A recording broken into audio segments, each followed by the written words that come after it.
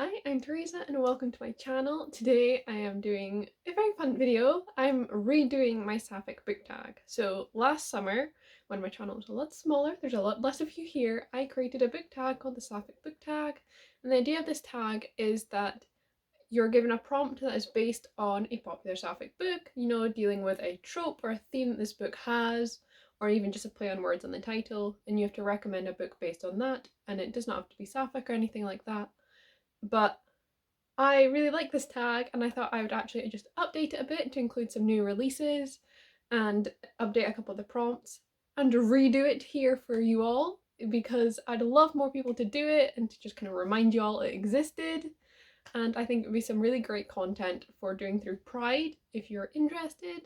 So if you're seeing this video, consider yourself tagged. Please consider doing this and letting me know if you do it. I have a playlist link below of some other people who have done it and I will happily add your video to it too if you do it. And you don't have to just do it in a video, you can do it in a blog post or whatever, but I would love to see more people getting involved. So yes, as I've said, you do not need to choose a Sapphic book to recommend. There's only one prompt that actually says you need to do a Sapphic book, okay? The part that makes it Sapphic is that the prompts are based on Sapphic books. But because I'm me, I'm going to try and do this with only recommending Sapphic books that I have read, other than one prompt that calls for books that you've not yet read. And yes, I hope you enjoy, and let's just talk about some Sapphic books. So the first prompt is CRIER'S WAR, a book with the enemies to lovers trope. And as we all know, CRIER'S WAR does this so well, so highly recommend. And the book that I'm choosing to recommend for this prompt is These Feathered Flames by Alexandra Overy. I read this book quite recently and absolutely adored it. This is the first in a YA fantasy duology and it retells and deals with the legend of the Firebird, which is Russian. And so you've got this lovely, gorgeous Russian-inspired fantasy world and you follow the perspective of two sisters living in this world. You have got Izaveta, who is princess, who is about to become queen, and her twin sister Asia, who is the Firebird. And so when their mother dies suddenly, Izaveta has to get ready to be coronated, and Asia inherits this power of the Firebird. And so the two are brought together for Izaveta's coronation into the palace, and you really see this like manipulations and court schemings and everything going on, political intrigue, which I love. It's done so well.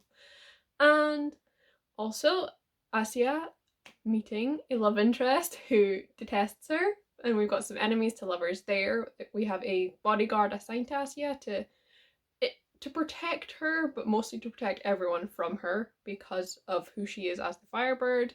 And this bodyguard does not like her at all. She does not like the Firebird, and we have a lovely sapphic romance with some angst in it, and it is so good, so fun. I definitely recommend this book if you love political intrigue, gorgeous, lush fantasy worlds, particularly Slavic or Russian inspired. Sister relationships, there's such a good relationship there, it's very complicated, and of course, sapphic enemies to lovers. So we kind of get how that works, yes. How the prompts work. If you ever have any questions about it and you want to do the tag, please feel free to message me. I will happily help out. And I will have all of the prompts written down in the description below for if you are planning on doing it yourself. The next prompt is The Seven Husbands of Evelyn Hugo, a book about a celebrity, whether they are real or fictional. So this obviously follows the lovely fictional Evelyn Hugo, and it is one of my all-time favourites. Love it. And the book I'm choosing to recommend for this prompt is actually a new favourite of mine, and that is It Goes Like This by Mia Morland. So I've just read this and adored it. I flew through it. This is a new YA contemporary. It just came out this week, and so we follow four former bandmates of this like pop group, queer pop group that got really popular when they were in their teenage years but broke up, as they all have to come together for a charity benefit to benefit their town after it is destroyed by floods. And we really see the kind of issues they've all got going on in their present day and as they all reconnect, and I love it so much, as well as getting some flashbacks to previously and what made them leave the band. And I just adored this. This is a story about friendship and family and first love and second chances and fandom as well. our kind of, I'd say, main character, Eva, she is such just a fan of, you know, her own group, her own band, and she's actually quite involved in like fan sphere, and I love it so much. I love them all so much. I think some people have mentioned, and I actually originally when I was first talking about it called this a queer girl pop group, but it is not. We find out that one of our characters is actually genderqueer. They came out after the band broke up, so no one else knew, and it was part of the reason that they wanted to leave. So just that disclaimer, it's not a queer girl pop group, it's a queer group. And I just love it so much. There's amazing friendship and romance and find family and all of it, and that's so up my alley. Love it so much. The next prompt is Girls of Paper and Fire, a book with strong feminist themes, and this book I love so much. And for this prompt I have chosen Music from Another World by Robin Talley. So this one is an old favourite of mine. It's one that I read last year, and we follow the perspective of two girls, and this is told in epistolary format, so through their diary entries and letters to each other. And these girls both come from really conservative backgrounds. We have got Tammy, who is living in Orange County. Oh, this is set in the 70s in California. And we have got Tammy living in Orange County with an uber religious conservative family, and basically being like forced to protest her own right to exist because she's a lesbian and obviously closeted. And she's assigned as a pen pal to Sharon, who is living in San Francisco, and she comes from a Catholic family, and she's really just dealing with her brother coming out as gay and what this means and how this conflicts with everything she's been taught to believe. And these two girls really just grow closer, and we begin exploring some of the movements appearing in San Francisco particularly at this time, which includes obviously the gay rights movement, the punk rock kind of scene, as well as feminist movements, and I really love these parts. We join a feminist bookstore, and I really would love to go to something like that.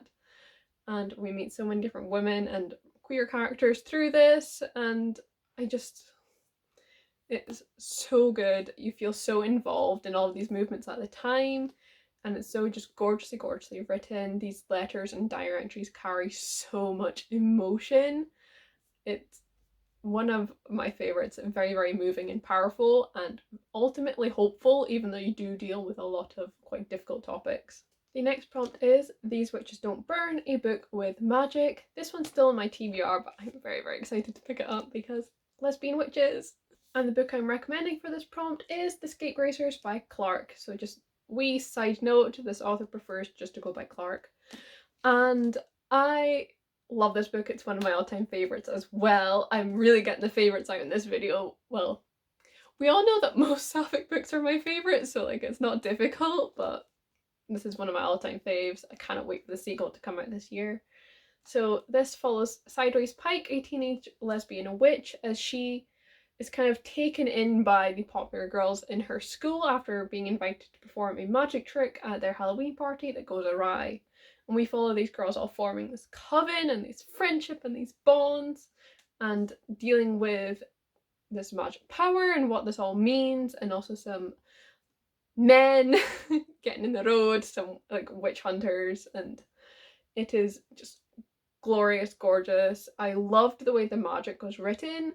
Actually, I don't remember exactly, but I remember loving it. Just it created such an atmosphere, and there was just this really clear link between the girls when they all did magic together, and I adored it. I cannot wait to reread this one before the sequel comes out. And if you're ever looking for good friendships in books, I can't recommend this one enough. This is my absolute favourite for it. These girls are just mercilessly supportive of each other. There's no doubt about it, and it is the most glorious, gorgeous thing to read. I absolutely adore this one. The next prompt is You Should See Me in a Crown, a book with royalty. I'm very much going on this crown part. There's no royalty in this book. And the book I'm choosing to recommend for this one is another one I've just read very recently and just came out this week, and that is In the Ravenous Dark by A.M. Strickland. So this is pitched as following a pansexual blood mage who's forced to team up with an undead spirit to start a rebellion among the living and the dead. And Does that not sell you? It's so cool. So yes, we've got our main character, Rovin, and she is a blood mage, but very much hiding this because in her world, blood mages have to be registered, and she does not want to be. Her father was in hiding before he was taken away and killed when she was a child. However, one day she has to use her power to save her friend's life, and she is taken to the palace. And there she finds out that her father is not in fact dead and has actually been taken in and forced to marry one of the princesses of the royal family, and is really just not doing well in this world. And a reason for this is that he's been assigned a guardian. And this is an undead spirit that is attached to a blood mage, and this is what Rovin really wanted to avoid by not being registered, because this guardian is, well, it's freaky. You just got this deed guy following you around all the time, but he also has complete control over you. And so Rovin is taken into the palace, and she herself is assigned a guardian. This is this undead spirit. They do not get along, they do not like each other. She just calls him the dead man. And like, I love their dynamic. And we also meet Jaffa, who is gender fluid, which I really, really loved.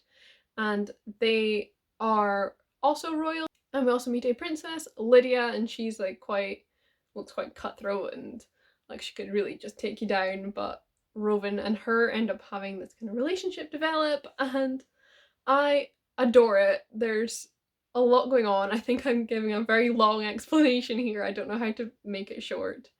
But we have got a polyamorous relationship. Rovin has relationships with her undead guardian and with Lydia. And I loved how all of these queer characters' relationships, identities were handled just so naturally in this world.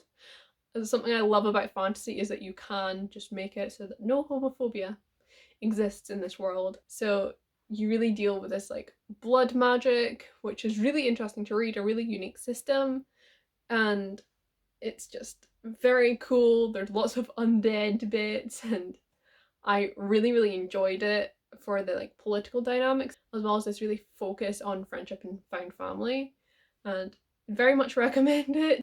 The next prompt is This Is How You Lose the Time War, a book with star-crossed lovers. And I recently read and adored this one, very much recommend. And for this prompt, I'm recommending One Last Stop by Casey McKiston. This book's nearly out. It's less than a month. Get your pre-orders in while you can. So excited. But this follows August, who is bisexual, and she just moves to New York and she's looking for a fresh start. She gets a new apartment, a new job, and as you do, New York ends up on the subway, and there she meets Jane. So Jane is this like butch lesbian. She's incredible. I love her. And her and August really hit it off in the subway, but of course then August gets off and she's like, well, we're never going to see each other again. Except when August gets on the subway, Jane is always there, and we discover that Jane has been displaced in time and stuck on this one subway on the queue line. And so August and Jane work together to try and unstick Jane, and obviously end up falling in love. This is a rom-com, and I've chosen this for star-crossed lovers because obviously with Jane being from the 70s and August being from the present, they're not ever meant to meet or fall in love. Or if they do meet, then they meet with Jane looking a lot older. However, because of this weird situation, they do meet, they do fall in love, but can they stay in love when Jane is on the subway and they're trying to put her back to her own time? And I adore this book. It's another favourite of mine. I actually have a full review video, which I will link down below, alongside reviews for all the other books I mentioned that I have reviews for. And I love it so much. Definitely get your pre-orders in, guys. It's so damn good. They have this best relationship dynamic. You've got queer found family, you've got the best humour, authentic characters. I really related to August, and I just adore everything about this, everything that Casey has written. It is all just incredible. The next prompt is Cinderella is Dead, a book that retells or reimagines another story. And for this one, I have chosen Malice by Heather Walter. This is another one I've read fairly recently and just adored. So this is a Sleeping Beauty retelling, and it is from the perspective of the evil sorceress. And this is like a kind of prequel to the story that we know. This is before Aurora falls asleep and before she's cursed. And so we follow Alice, the Dark Grace. This is our wicked sorceress before she becomes a wicked sorceress. And in this world there are graces. These are humans who've been given just a touch of fae power, and all the other graces come from light fae who are allies to our human world. But Alice, her power comes from the dark fae, this now supposedly extinct race. And she's very much outcast for this because her powers can only be used for evil. And she's very alone and bullied by her sister graces. And however, she sneaks into a ball and she meets Aurora. And this begins this like relationship between the two as they try and stop Aurora's curse, which is a curse put on her family line that all the female descendants, once they reach their 21st, is it, birthday? I can't quite remember. They will die, basically, if they have not had true love's kiss. And it was Avila, this is this dark race of fae, who cursed her line, so they think that maybe Alice's power, because it is the same, can undo the curse. And of course they fall in love in this process, and however, you know, it's a Sleeping Beauty retelling, it's villainy, and you get these lovely morally grey characters and everything. It's so good. It's definitely a bit of a slow start. It's adult fantasy, so it can be a bit dense at times, but it's so worth it. It's so good. I really adored it, and I loved watching Alice kind of go down this path of villainy. Like, she comes into herself and accepts her own power, and then things happen, and we really see how this can happen, and oh, it's so well done. I love their relationship as well. It's just so well written. You've got Aurora as this idealistic, beautiful princess, and I love her so much. And yes, definitely recommend this one. The next prompt is The Miseducation of Cameron Post, a book that you would like to see adapted to screen. And I will give you 3 guesses to the book that I choose for this one. It's The Falling in Love Montage by Keira Smith, of course. There's so many sapphic books I would love to see adapted to screen, but I think that this one would just make the most incredible adaptation. Can you just picture this? So this is a rom-com. It follows our main character Saoirse, who's just finished her final year of school, and she goes to an end-of-year party, and there she meets Ruby. And these two girls just instantly hit it off, and after rescuing / stealing a kitten together, they decide that they want to have this summer falling in love montage where they do all these cute falling in love montage activities and dates based off of rom-coms, because Ruby, our love interest, just adores rom-coms. And this gets them past Saoirse's no relationships rule because she's been burned before. But obviously they kind of forget that at the end of the falling in love montage, the characters have fallen in love.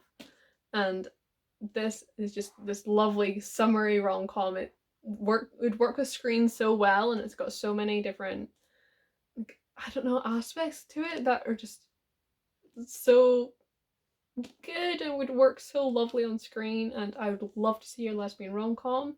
This is something that's kind of addressed in the book as well, because there's such love for rom-coms and discussion of them. They are extremely heterosexual, and just imagine lesbian rom-com on screen. I would love to see this more than anything. The next prompt is how to make a wish in upcoming release that you wish you had in your hands right now. I can't even take credit for that. That's one of my favorite like play on word kind of things that we've got going on in this video. And I've got a little list of books here that I'm not going to go into in an awful lot of detail, but these are all 2021 releases, and it doesn't include any sequels because there's a lot of sequels I also want to read. And ones I don't already have a copy of, like such as an ARC. The first of these is The Grimrose Girls by Laura Paul. This is 4 reimagined fairy tale heroines attending a boarding school together, and after the death of a student, they find out that if they want their own happily ever after, they are going to have to uncover some very dark secrets. So this is sapphic, It's got an arrow-ace protagonist, got sword lesbians, and all of these fairy tale retellings, and that just sounds incredible to me. Next up is She Who Became the Sun by Shelley Parker Chan. This is an upcoming adult fantasy, and it is pitched as Mulan meets the Song of Achilles, which, what more could you ever want? So this is a bold, queer, and lyrical reimagining of the rise of the founding emperor of the Ming Dynasty. So I'm calling this sapphic because I believe that one of our main characters is sapphic. I do not think that they are a woman. There's not like the right terminology to exactly be like they're non-binary, but I believe that they are like a non-binary lesbian is like what we think of them as. That's what I've seen people write as the reviews, so please, if I'm wrong, I apologise. I can only go by what other people have said. So yes, not FF, but I would say it's sapphic. Next up is The Boneway by Holly J. Underhill. And I mean, the cover of this one is gorgeous. That was enough to sell me, but this is a sapphic retelling of Orpheus in Eurydice. I'm very sorry if I'm pronouncing that wrong. I do not know how to pronounce ancient Greek names. And I actually do not know the story, but it just sounds very good. I've seen so many people love it, and I'm very, very excited to pick it up. Next up is The River Has Teeth by Erica Waters. So this follows a main character who has to enlist the help of a witch following her sister's sudden disappearance, and it's apparently just dark and thrillery and horror-y, and those aren't words, but I'm very, very excited.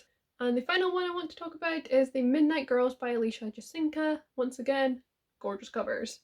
And this is a standalone YA fantasy, and it's set in a snow-cloaked kingdom where witches are burned and two enchantresses secretly compete for the heart of a prince, only to discover that they might be falling for each other.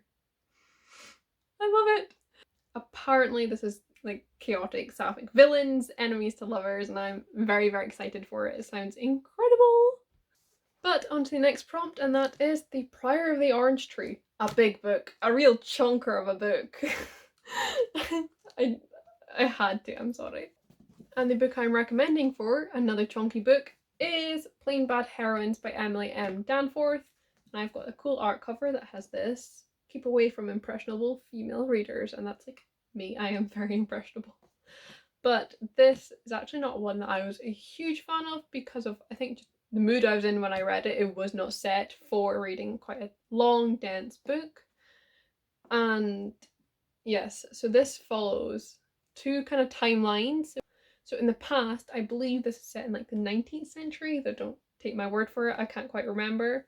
We follow what's happening in this all-girls boarding school as these girls are taken in by this book, and they learn all these new ideas, and eventually tragedy strikes, and these two schoolgirls who had had this romance together, you know, influenced by this book, are killed.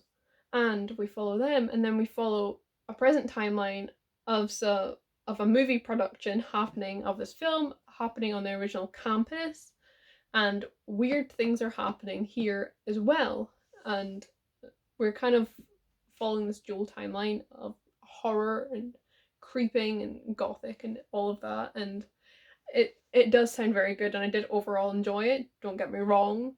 I just wasn't in the right mood to read it, and I think I will reread it. It's so sapphic. You follow quite a few like perspective characters, and they are all sapphic, and you've got a lot of sapphic romances. I'm pretty sure you've got like a poly one as well, which is really cool, and just a lot of things happening. And I really like the horror. It was this very slow and creeping but very deeply unsettling horror, and I really did enjoy a lot of this, even if I didn't completely love it. And then the next prompt is Honey Girl, a tiny baby short book. This is one I'm still looking to read. It will be soon. I'm very, very excited to pick it up. But the book I've chosen for this is This Is How You Lose the Time War by Max Gladstone and Amal El Motar. And I was planning on trying to keep my answers separate from the prompt books, so I can recommend like a whole 30 books or however many prompts there are. But this is the tiniest sapphic book I can think of. None of my other ones are like particularly small, so here we are. This is Romeo and Juliet. It's star-crossed lovers, but it's assassins on opposite ends of a centuries-long time war.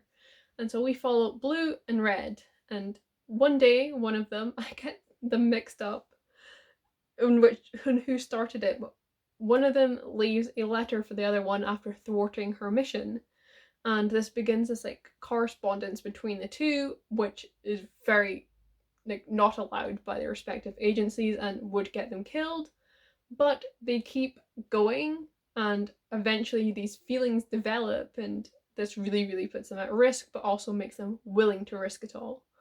And it is just absolutely gorgeously written, and just I loved it. I really enjoyed all the Romeo and Juliet parallels as well, even though I don't actually know the story of Romeo and Juliet that well. It's one that I need to just finally actually watch, because I'm never going to read it. I need to accept that with Shakespeare and just watch them. But yes, this is just, oh, it's gorgeous. I read it for my Reading Twitter's favourite sapphic books vlog, and there's a reason why it's so popular. It is very good, and I really recommend it. The next prompt is Sakura Girls, a spooky book. So this doesn't necessarily have to be a horror, but a book that you found spooky or creepy or scary or anything like that, even if it's just like a standard fantasy book or something like that.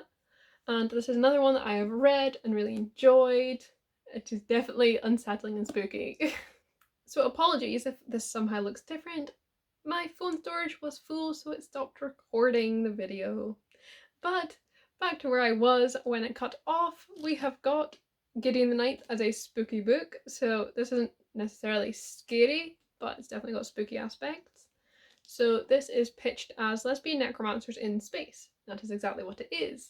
So we follow Gideon, who is indentured to the ninth house. This society is split into 9 houses that each rule over bits of this area of space. These are all necromancer families. Gideon is not a necromancer, but she is the perfect cavalier, which means that when Gideon tries to escape the ninth house, she is thwarted by Harrow, who needs a cavalier. So Harrow is the reverend daughter of the ninth house. She's this amazing bone witch, and her presence has been requested by the emperor in this competition to become a new lictor. These are like immortal, all-powerful warriors. However, she needs a cavalier. There's no one else. She has to have Gideon, and so the two of them go together to this competition, and it's in this like abandoned castle. You've got all of the other people from the other necromancer families set loose, and they all have to solve these puzzles and competitions and everything to try and figure out how to become a lictor. And you've got some lots and lots of fun character dynamics going on here, because you do not know who to trust. Gideon and Harrow hate each other, but they're only one the other can trust, and like people are showing up dead. It's all very dramatic, but so good. This is this lovely like blend of sci-fi and horror and gothic and fantasy. Like it's got some fun fantasy elements, and I adore this book so much. I was a bit worried it'd be a bit dense and difficult to read, but although it was to begin with, once I got into it, I was in, and there's like scenes that made me go absolutely feral, and I just adored it. I wouldn't go into this expecting romance as the sort, though I do have my theories for romance, and I hope to have them confirmed in the 3rd book. You do definitely have an incredibly lesbian main character, and I love her so much. Just like watching her be like, oh my god, women pretty, and I was like, yes, me too. Like I love it so much. I'm so obsessed. I've made my home screen on my phone fan art of this book. Like that is the point that I am at. I'm just in love so much. The next prompt is The Midnight Lie, a book with an intoxicating romance, and I tried so hard to think of a book to put as my answer to this prompt, but no book does romance as well and as intoxicatingly as this one that I can think of, so here we are. I'm just going to talk about this one. So this is the first in a YA fantasy duology, and this follows Nirim, who lives in the ward. So the ward is this area of the city, it's like walled off and reserved for this lower class, the poor, called the half-kith. And they are allowed very little freedoms. They're not allowed simple pleasures in life like sweets and wearing colour. It's a very hard life. And they're often imprisoned for very seemingly little things, and this happens to our main character Nirim, and there she meets Sid. And Sid is this like rakish traveller, which is very bizarre because you do not get travellers in this island where they live. Like a lot of people think that that's the only place in the world. However, Sid and Nera meet and they have this like fun like banter and snark with each other to start with. But when Sid tells Nehrim that she believes that the High Kith, the very high class of the society, possess magic, Nehrim has to choose between trusting Sid and going with her on this adventure to prove the magic of the High Kith, which means breaking all the rules and risking extreme punishment, or continuing her difficult life and hiding a secret close to her chest. And I absolutely adore this one. I think the romance very much stands out from everything else in the book, and from a lot of other books I've read, the romance in this one is intoxicating, as I described it. It is incredible. And I love their dynamic so much and the way that they play off of each other, and I really loved how their relationship helped Niram's character develop and helped her develop as a person, as she goes from being like constantly taken advantage of and walked over to really just asserting herself and becoming her own person. I loved watching that, and I can't wait to continue with that in the sequel. And I just think that they have this amazing tension and chemistry together, and I think that it's some of the best that I have read. It had me so completely rooting for them, completely feral. You can see a bit of my like breakdown over them in my reading vlog that I'll link down below, where I read Twitter's favourite sapphic books that I've already mentioned. And in this romance, you've got to. It's so good. One of the best romances I've ever read in a fantasy book, or just in general. The next prompt is The Henna Wars, a book that explores a culture different from your own. So I'm actually currently reading this one. I'm halfway through. I'm vlogging it, reading both of this author's books, so like look out for that. That should be my next video after this. But yes, absolutely adoring it. And something I'm particularly I'm loving is this presentation of culture and what this means for our main character, and really just going in depth in the culture, and it's so interesting, so well done, and I'm really enjoying it. So I want to highlight some other books that do this very well. And one of the books that I've really enjoyed the exploration of culture for has been Last Night at the Telegraph Club by Melinda Lowe. So this is one I've read quite recently. It's historical fiction. It's set in San Francisco in the 1950s, and we follow a main character called Lily. And Lily's Chinese American, and you deal a lot with her culture as Chinese American and what this means and her place in society as Chinese American. And you also follow her navigating the lesbian bar scene and kind of realizing her lesbian identity. And I love this book so much. I think if we talk about the Chinese American culture in particular, you really get this sense of community and what it means to be Chinese American and how that can intersect with other identities, such as Lily being a lesbian. You also have the threat of the Red Scare kind of like looming over, and the threat of deportation because of this, because the government was so eager to get rid of Chinese immigrants that they would very easily take away their papers and accuse them of communism. So when you've got Chinese in the book, you've actually got a couple different ones, because one of Lily's parents speak Mandarin and the other Cantonese, and some of it will be written in like English figures, English lettering, and just sounded out. And others you actually get your Chinese figures, which is really interesting. I can't think if I've seen that in another book before, but I love that. And you've got your little translation at the bottom, and you just get like the food and the culture and the family relationships and the like what do you call it, clothes, that's the word I'm looking for. And it's very interesting. And also another culture you explore is obviously the lesbian bar scene, so this is very different, and it does feel like a little bit like it's not my own because I've not got that connection to it. I'm not part of it, even though I am obviously a lesbian. I just loved how that was explored and presented as well, and just it gives me such happy feelings thinking about all the scenes that took place in the lesbian bar and with all the other lesbians and like the community there. I loved it. And yes, definitely recommend this one. It's so good, just incredible, honestly. Very much you should be picking this up and reading it. The next prompt is The Falling in Love Montage, a rom-com. So obviously this is my favourite book, I've already spoken about it, but the aspects that stand out are all the rom-com aspects, and so that's why I wanted to highlight with this prompt. And another book that I think does this very, very well is She Drives Me Crazy by Kelly Quinlan. This is another one that I've read very, very recently and adored. And we follow Scotty, who plays on her school's basketball team, and she's really struggling to get over a toxic ex. And this is difficult when she sees her ex just thriving on her rival school's basketball team, and it's not easy for Scotty, okay? And when she gets into a fender bender with Irene, who's this popular girl in school, she's a cheerleader, and her and Scotty do not get along. She ends up roped into driving Irene to school and back, and she kind of benefits a bit from Irene's popularity at this time, and the basketball team does as well, and she thinks, well, what if I continue to benefit from this, and the basketball team continue to benefit from it, and Irene and I fake dated, and that would also make her ex jealous. And so we begin this fake relationship. We've got enemies to lovers. It's, you know, it's all the cliche tropes and just energy and campiness of a rom-com, and it's so, so good fun.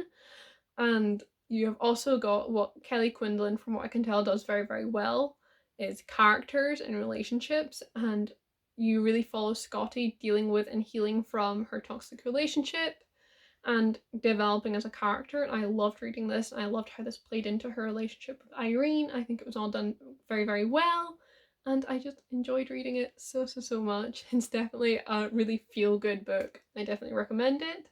And the final prompt is recommend a sapphic book.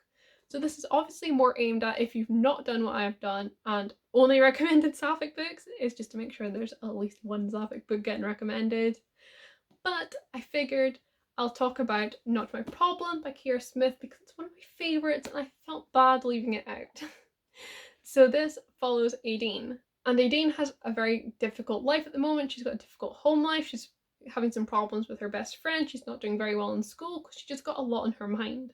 And when she comes across her nemesis, Maeve, having a breakdown in the gym changing rooms, she ends up roped into pushing her down the stairs to help solve her problem, inadvertently. And this begins Aideen on this kind of journey of doing other people favors and inadvertently solving some of their problems while she continues to ignore her own. And through this, she grows closer with Maeve. She also develops a friendship with Kavi, this lovely boy, the himbo to Aideen's lesbian. I love them both so much. And you get this like little found family of misfits between these three, and I just loved their relationship, their friendship. It's so good. And this book, it explores a lot of difficult issues, and a lot of the like themes, if you just break it down to the themes, are not very positive, not very joyful, but you've got this lovely humor and comedy and like upbeatness to it all, and I just adore it so, so, so much. I think Kiera Smith does characters very, very well and authentically, and like they feel real and you understand all of their motivations, even if you're like, that is a bad decision, Aideen. You know exactly why she's done it and you cannot fault her for it. And I love it. I'll link down my video like review and reaction vlog to it below alongside Goodreads links, and definitely recommend you check it out. It is incredible. And yes, that was the final prompt. Hopefully this is actually recorded this time. And thank you very, very much for watching. I hope you've enjoyed, and I hope that you will consider doing this tag yourself. If you do, please, please, please like tag me or send it to me on social media so that I can see and share it as well. And if you do it, please credit me, like link this video or something. You should really be doing that with any book tag you do, is to credit the creator, just by the way, in case you don't know, but definitely recommend you do that. Yes, please, please, please consider doing it. I want to see all the sapphic books. But yeah, as I've said, you do not have to recommend sapphic books. It's only that one last prompt. Everything else, you could do whatever you want. What makes it sapphic is that the prompts are based on sapphic books. That's where it comes from. So you're free to do whatever you want. Yes, I shall have links to all of these books on Goodreads down below, as well as my reviews where I've got them, and whatever videos I've mentioned as well. And I will also have my social media, as always, my bookshop affiliate link if you fancy buying some books and supporting independent bookstores, the environment, and me. And yes, thank you very, very much for watching. I hope you've enjoyed, and I will see you with another video soon.